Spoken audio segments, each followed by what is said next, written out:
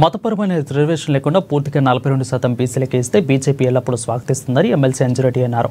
Congress party survey చేయకముందే బీసీల సంఖ్య ఎంత ఉంది, సర్వే చేశాక ఎంత ఉందో చెప్పాలని అన్నారు. అసెంబ్లీలో పెట్టిన బిల్లును రాష్ట్రపతికి పంపి ఆర్డినెన్స్ తెచ్చి గవర్నర్కి పంపినప్పుడే వారి చిత్తశుద్ధి అర్థమైందని అన్నారు. బీసీల వాటా బీసీలకే దక్కాలంటున్న ఎమ్మెల్సీ అంజిరెడ్డితో మా ప్రతినిధి భవిత ఫేస్ టు ఫేస్. మనతో పాటు ఉన్నారు ఎమ్మెల్సీ అంజిరెడ్డి గారు. సార్, ఈరోజు బీసీల గురించి ధర్నా చేసింది కాంగ్రెస్ ప్రభుత్వం ఢిల్లీ వేదికగా. బీసీల పట్ల చిత్తశుద్ధి లేదు బీజేపీకి, అసెంబ్లీలోనేమో మద్దతు తెలిపింది, కేంద్ర ప్రభుత్వం మొత్తం దాన్ని మొండి వైఖరి చూపిస్తుంది అంటారు. ఎట్లా చూస్తారు దీన్ని?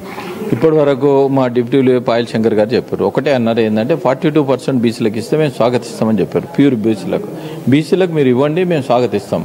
దీంట్లో మతపరమైన రిజర్వేషన్ పెట్టకండి, వాళ్ళకి తగ్గియకండి. ఎందుకంటే గతంలో ఇప్పుడు కేంద్ర ప్రభుత్వం ఇచ్చేది 27% ఇస్తుంది. 27% ఇచ్చిన తర్వాత 27% ఇస్తుంది. 27% మీరు కలిపింది ఎంత, తీసింది ఎంత?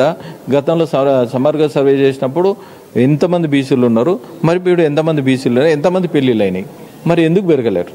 దీనికి జవాబు చెప్పాలి కాంగ్రెస్ పార్టీ. అదేవిధంగా ఒక్కసారి బీసీ బిల్ చేసిన తర్వాత మీరు పంపించింది ఎవరు? ఏడికి? రాష్ట్రపతికి పంపించారు. పంపించిన తర్వాత మళ్ళీ ఇప్పుడు బీసీ బిల్ చేసి గవర్నర్కి పంపిస్తారు. మీరు ఒక్కటే ఆలోచించుకోవాలి, ఏంటంటే వాళ్ళకి చిత్తశుద్ధి లేదు. వాళ్ళకి చిత్తశుద్ధి ఉంటే ఒక రూట్ ప్రకారం పోతూ ఉండే.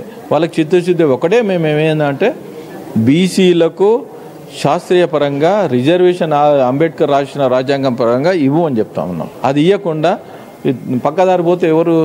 సుప్రీంకోర్టు కూడా నామ్స్ దానికి అగ్రి కాదు.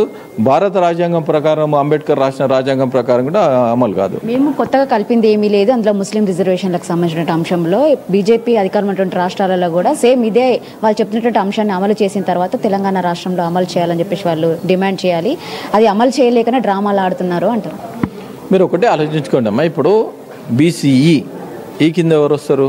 ముస్లింలో ఎవరైతే బీద వాళ్ళు ఉన్నారో కులాలు, ఏదో దూదేకులు, ఆ కులాలు, ఈ కులాలు ఉన్నాయి. క్రిస్టియన్స్లో బీసీసీ కింద ఉన్నారు. తర్వాత సిక్కులు ఉన్నారు, తర్వాత బుద్ధిస్టులు ఉన్నారు. ఇన్ని రకాలు ఉన్నాయి. మీరు ఒకటే చేయండి, ఏంటంటే హిందువులకు, ముస్లింలకు, క్రిస్టియన్స్లకు మతపరమైన రిజర్వేషన్ అందరికి కల్పించండి. ఎందుకు బీసీలకు లాజ్ చేస్తూ ఉన్నారు? బీసీలకు లాజ్ చేసుకుంటూ ఉంటే బీసీలు అన్యాయం కావాలనే ఉద్దేశం ఉందా? కేవలము వీళ్ళు చేసే పని పర్ఫెక్ట్ లేకుండా వేరేల మీద బట్టగాల్చి వేసేటట్టు వీళ్ళు ఉన్నది, అంతేగాని. మీరు ధర్నా చౌక్ దగ్గర మహాధర్నా నిర్వహించారు బీసీల గురించే. సేమ్ కేంద్ర ప్రభుత్వం అమలు చేయట్లేదు చిత్తశుద్ధి లేక అని చెప్పేసి దాని తర్వాత బీఆర్ఎస్ ఎమ్మెల్సీ కవిత కూడా ధర్నా నిర్వహించింది. 72 hours అంటే వాళ్ళు పర్మిషన్ అని చెప్పేసి అది క్లోజ్ చేసింది. కవిత కూడా ఖచ్చితంగా అమలు చేయకపోతే మళ్ళీ ఢిల్లీ వేదిక కూడా పోరాటం చేస్తాము అంటుంది. నిన్న సిపిఎం పార్టీ వాళ్ళు కూడా, కమ్యూనిస్టులు కూడా దానికోసం కొట్లాడుతున్నారు. ఖచ్చితంగా కేంద్ర ప్రభుత్వం 42% రిజర్వేషన్ అమలు చేయాల్సిందే అని చెప్పేసి. మేము ఒక్కటే అంటున్నామా, బీసీలకు ప్యూర్ బీసీలకు ఉంటే మా రాష్ట్ర అధ్యక్షుడు రామచంద్రరావు గారు నరేంద్ర మోడీ గారి దగ్గరికి, అమిత్ షా గారు తీసుకుపోయి కూర్చొని పెట్టి అఖిలపక్షం తీసుకుపోయి మాట్లాడిపించి చేపిస్తాడు.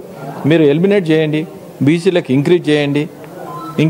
వీళ్ళు డిక్రీజ్ చేసుకుంటూ బీసీల మీద బీసీలు మేము చేస్తున్నామంటే ఎక్కడ చేస్తున్నామా? బీసీలకు అన్యాయం చేస్తున్న పార్టీ కాంగ్రెస్ పార్టీ.